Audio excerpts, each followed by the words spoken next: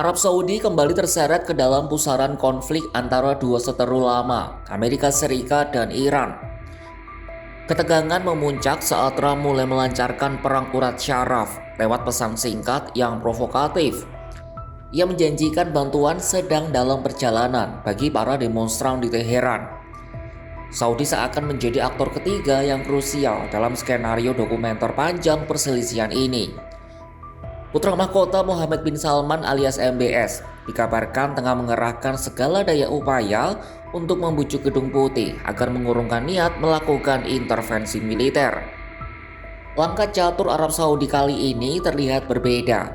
Mereka yang selama ini dikenal sebagai sekutu utama AS di Teluk, kini justru terlihat bergerak searah dengan kepentingan stabilitas Iran. Apakah ini tanda persahabatan baru atau sekadar strategi main aman demi menyelamatkan visi besar ekonomi kerajaan?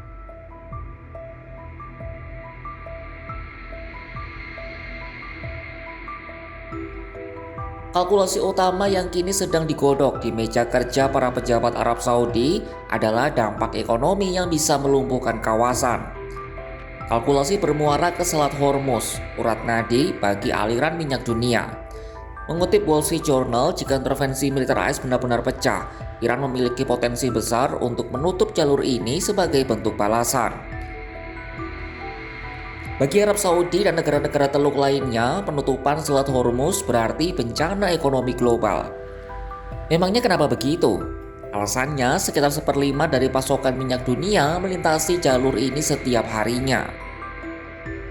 Gangguan apapun terhadap lalu lintas kapal tanker tidak hanya akan mengguncang pasar energi, tetapi juga berisiko memicu lonjakan harga. Resiko ini pada akhirnya akan merugikan ekonomi AS sendiri. Dampak ekonomi inilah yang paling dihindari oleh Arab Saudi. Pengalaman konflik di masa lalu telah memberikan pelajaran pahit bahwa ketidakstabilan regional selalu berujung pada kerugian finansial yang masif.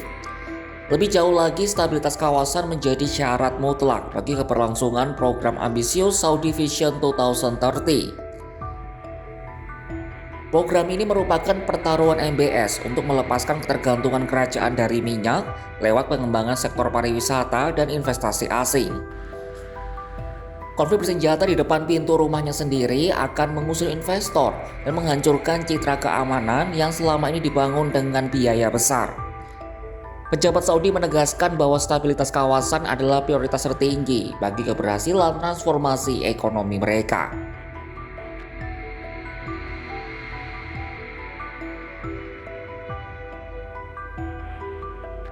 Menghadapi resiko tersebut, Arab Saudi menjalankan strategi diplomasi dua kaki.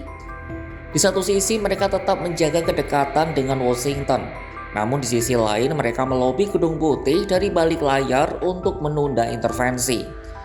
Arab Saudi bersama Oman dan Qatar secara konsisten memberitahu pemerintahan Trump bahwa upaya menggulingkan rezim Iran akan menciptakan kekosongan kekuasaan yang berbahaya. Ex-Duta Besar AS untuk Arab Saudi, Michael Redney, memberikan pandangan mendalam mengenai kegelisahan Riyadh. Menurutnya, meskipun Saudi tidak menyukai rezim Teheran, mereka jauh lebih tidak menyukai ketidakpastian. Hal senada disampaikan oleh peneliti di Lembaga Kajian Urusan Internasional Chatham House yang berbasis di Inggris, Neil Quilliam.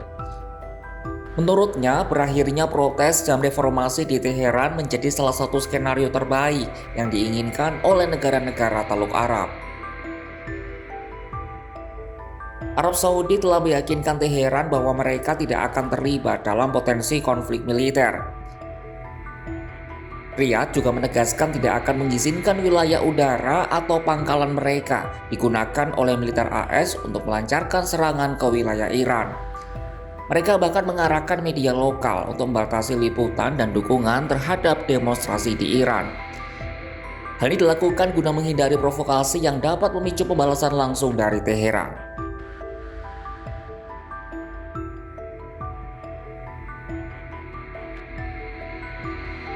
Di tengah upaya peredaman oleh Saudi, Presiden Amerika Serikat Donald Trump justru terus meningkatkan tensi.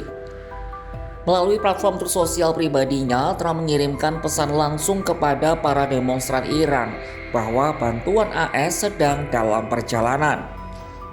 Trump juga secara terbuka menyarankan warga Amerika Serikat yang masih berada di Iran untuk segera meninggalkan negara tersebut.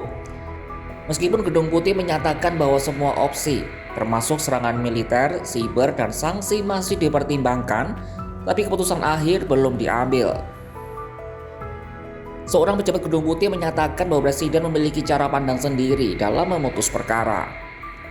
Sementara itu, kondisi di dalam Iran dilaporkan semakin memprihatinkan.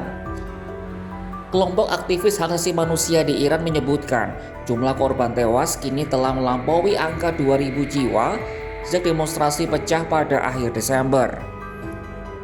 Rinciannya mencakup sekitar 1.850 demonstran dan 135 anggota pasukan keamanan. Namun angka-angka ini masih sangat sulit untuk diverifikasi secara independen oleh pihak luar akibat penutupan akses internet nasional oleh pemerintah Iran sejak pekan lalu. Arab Saudi kini berada di persimpangan jalan diplomatik. Strategi yang dijalankan Riyadh menunjukkan bahwa kepentingan nasional, terutama keberhasilan ekonomi Vision 2030, kini jauh melampaui persaingan ideologis lama dengan Teheran. Dengan membujuk Amerika Serikat untuk menahan diri, Saudi bukan berarti telah menjadi kawan akrab Iran, melainkan sedang berupaya mencegah runtuhnya stabilitas kawasan yang menjadi prasyarat kemakmuran mereka.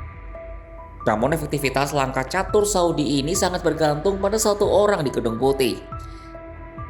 Jika kotak Pandora di Iran benar-benar terbuka, bukan hanya rezim di Teheran yang akan berguncang, tetapi seluruh tataran ekonomi dan keamanan di Teluk bisa ikut tersapu oleh arus ketidakpastian yang sangat besar.